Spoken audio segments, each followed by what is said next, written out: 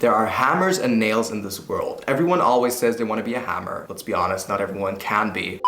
If I remember correctly, I mentioned in my detachment video that I was going to do a video about boundaries very soon because a lot of people don't have any, so here we are. Boundaries are a literal stop, no, or a line you draw to clarify that something is off. They are necessary because they establish respect in all sorts of relationships. Doesn't matter if it's interpersonal or professional. They build character strength and they let everyone know, including yourself, that you are your own person and your voice needs to be heard. Boundaries will help you to get what you want and live life at your own terms, as we all should. And on top of all that, they avoid future conflicts because they create clarity. So I know this sounds like boundaries are going to solve all the problems in the world, but to actually utilize the concept, let's learn a little bit more about it. There are different kinds of boundaries that you need to be able to identify and understand in order to draw them. First off, we have emotional boundaries. Emotional boundaries help you to protect your own feelings. You can do this by dividing and carefully choosing what you share with who to think a step ahead and not get hurt in the first place. Now, a boundary is not a literal armor that you can put on. It's not going to protect you from all sorts of heartbreak and disappointment. But like I've mentioned earlier, it can prevent future conflicts because you think ahead and draw the line before it's too late. Next up, we have material boundaries. This kind of boundary helps you to responsibly handle your finances and the things you value. It's going to make you subconsciously draw the line before swiping your credit card on that extra pair of Gucci shoes that you don't really need. And it's just going to help you become a little bit more aware of what you can and cannot afford. And since material boundaries are probably boundaries that you mainly set in your head, you're going to be completely honest and transparent without thinking about what other people think, which you shouldn't care about in the first place. Next up, we have intellectual boundaries. Intellectual boundaries will help you read a room, and by that you're going to judge what you're willing to share or not.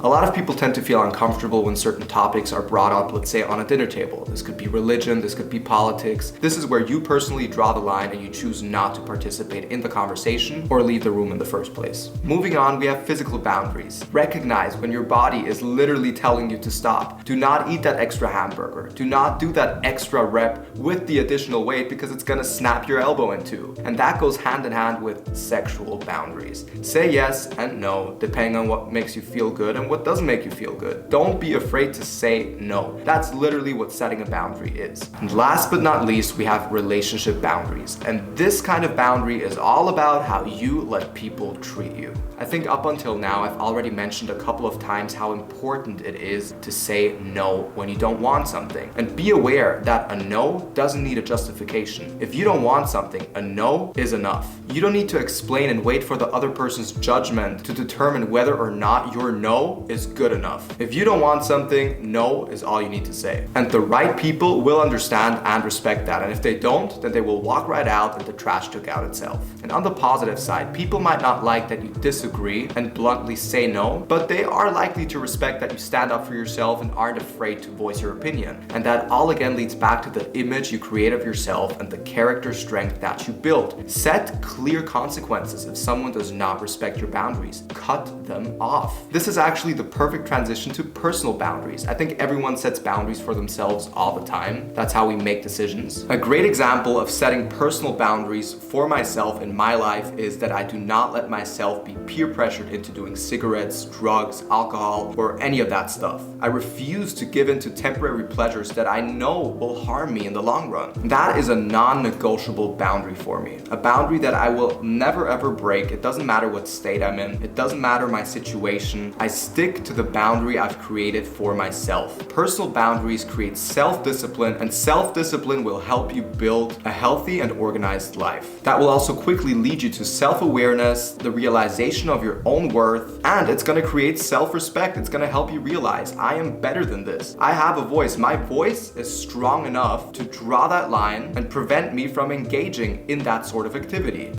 You have to start to become actively aware that you have the power to set boundaries for yourself. You are responsible for the respect that other people have for you. Don't ever be afraid of discomfort or the conflict that could come from standing your ground. Embrace the discomfort and be certain that you are in the right because you don't want something to happen. You are drawing a line and that is okay. You do not need to justify or explain your emotions or the reason you do not want something to happen. And how the world reacts to that is not your responsibility. Honor your own feelings. It is not your job to figure out what everyone else wants. It is already complicated enough to clearly lay out in your head what you want. And the space that separates these wants and needs is a boundary. You have to choose to put your own wants and needs and yourself first, because that's what shows strong identity and also builds independence. If I can give you an honest piece of advice, also don't allow people to assume. Don't even give them the chance to. Clearly say what you want and what you don't want. Often when people do something that you might not feel comfortable with, is because you didn't voice it in the first place. Not everyone has bad intentions. Sometimes people do something because it's what's best for them and they don't know that it's something you do not like. So always be clear about what you want and what you don't want by setting a boundary.